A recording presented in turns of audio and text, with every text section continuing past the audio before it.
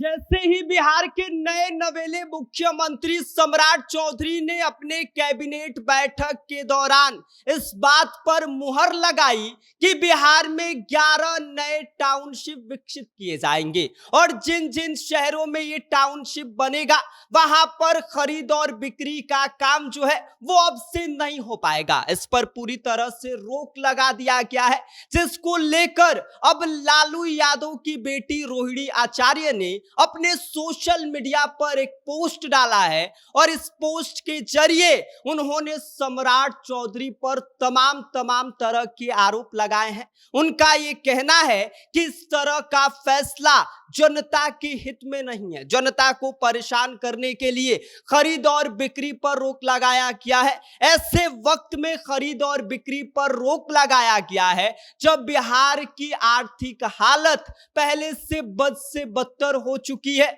और ऐसे में इस तरह का निर्णय मानसिक संतुलन खो चुके लोग ही ले सकते हैं और साथ ही साथ इस तरह का निर्णय किसी व्यक्ति विशेष को फायदा पहुंचाने के मकसद से ही लिया जा सकता है। और क्या कुछ रोहिणी आचार्य ने अपने इस सोशल मीडिया पोस्ट के जरिए सम्राट चौधरी और इस नई सरकार पर आरोप लगाया है, आज के वीडियो में हम इसी पर विस्तार से बात करेंगे।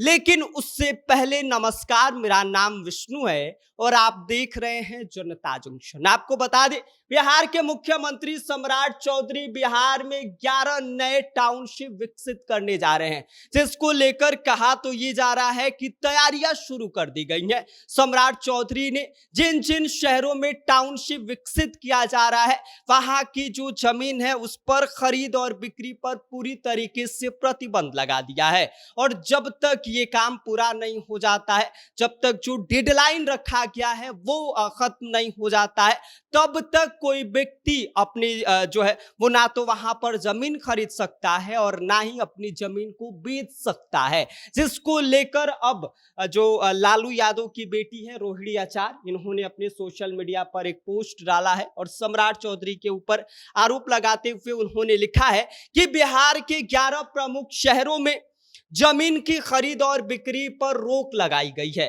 हैरान करने वाली बात है और ये बात समझ से परे है कि यह निर्णय, जैसी आर्थिक परिस्थिति वर्तमान बिहार की है वैसे में ऐसा निर्णय मानसिक संतुलन खो चुके लोगों के द्वारा या फिर किसी व्यक्ति विशेष को फायदा पहुंचाने के मकसद से ही लिया जा सकता है। इसके अलावा रोहिणी आचार्य ने यह लिखा है कि जमीन की खरीद बिक्री राजस्व संग्रह का सबसे बड़ा स्रोत होता है और इस बेतुके और अव्यावहारिक निर्णय से माली तौर पर खस्ता हाल किए जा चुके हैं। बिहार की माली हालत जो है वो इस तरह के निर्णय से बिगड़ेगी। आम आदमी के समक्ष सामाजिक, आर्थिक और पारिवारिक सरोकार के साथ साथ निर्वहन करने की जो समस्या है वो और ज्यादा खड़ी हो जाएगी। ज्ञातव्य है कि जमीन खरीद बिक्री एक बड़ा माध्यम है एक आम आदमी के लिए अपने दायित्वों को पूरा करने के लिए और इसके साथ ही आमदनी के लिए।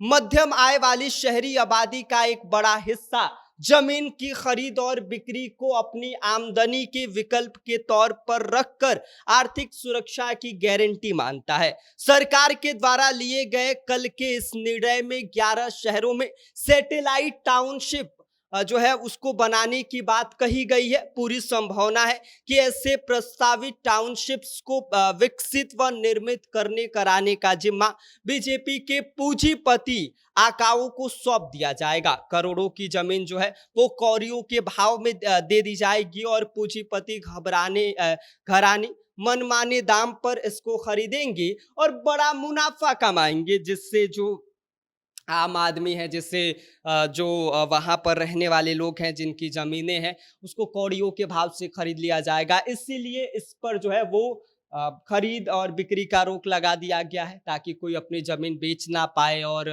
तमाम तरह की जो आरोप हैं उन्होंने रोहिणी आचार्य ने इस नई सरकार और सम्राट चौधरी के ऊपर लगाया गया है कि साहब इस तरह का निर्णय जो है वो किसी व्यक्ति विशेष को फायदा पहुंचाने के लिए जो है वो लिया गया है। उनके जो आका है उनको जो है लाभ देने के लिए, मुनाफा कमाने के लिए इस तरह का निर्णय लिया गया है। बाकी आप रोहिणी आचार्य के इस सोशल मीडिया पोस्ट बयान को लेकर क्या सोचते हैं, इस पर आपकी क्या कुछ प्रतिक्रिया है, अपनी राय हमें कमेंट कर दीजिए। आप देख रहे हैं जनता जंक्शन, मेरा नाम विष्णु है।